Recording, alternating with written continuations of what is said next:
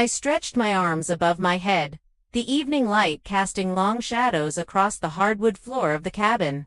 Joan stood by the window, graceful and still, a soft glass of wine cradled in her hand. The breeze fluttered the curtains as she turned, meeting my gaze. That little smirk, playful and knowing, told me she could read every thought I wasn't saying aloud. "You always get pensive after 2 glasses, she teased. I laughed, but it faded quickly. The wine had loosened my filter.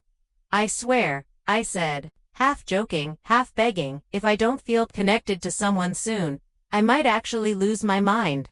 Joan raised her brows and nearly choked on her sip of Pinot. "That bad?"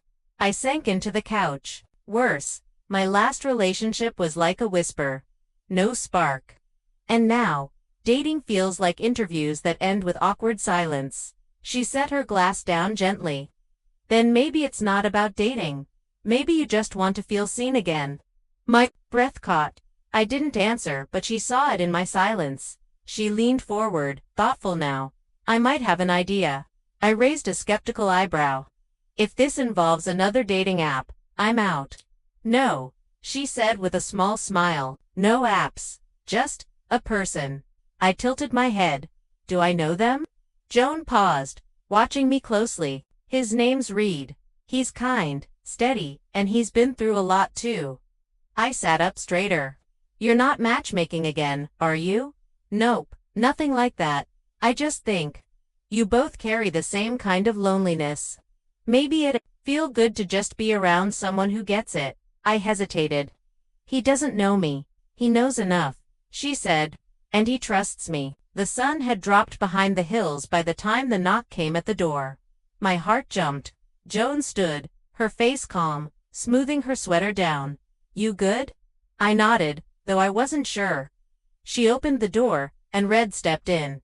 He wasn't what I expected. No swagger, no grand gestures, just quiet confidence. He took me in with a steady gaze, curious, but not invasive. "This is Clara," Joan said softly. Reed smiled. "Nice to meet you."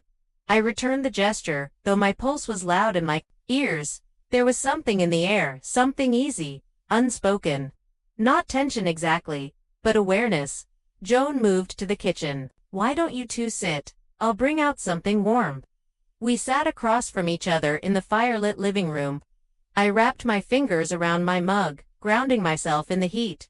"You live around here?" he asked. "Not far. Just visiting. For the week," I replied. "This place is a little getaway for me and Joan." He nodded, taking a slow sip of his drink. "It suits you." "The quiet," I smiled. "It's the only thing I've learned to enjoy since, well, life unraveled." He didn't ask questions, just nodded again, like he understood. The conversation drifted, easy and slow. Books, places we'd never gone but wanted to. Things we missed without realizing it. Joan came and went, letting us be, offering warmth without interference.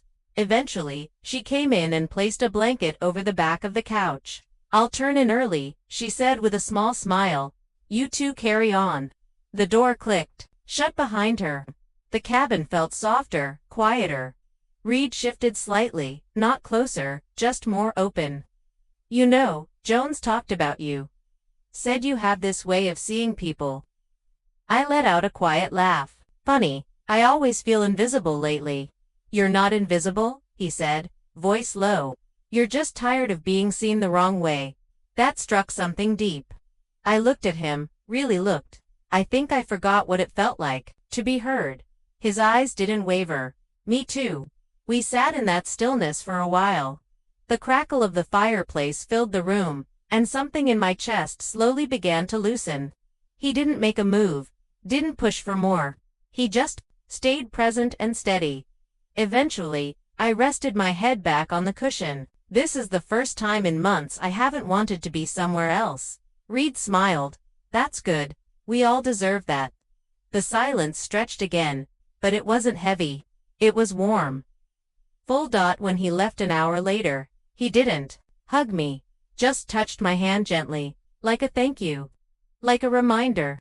And when the door closed behind him, I sat in the soft glow of the fire, my breath slow and even. Joan peeked out from the hallway, her face unreadable. "Well?"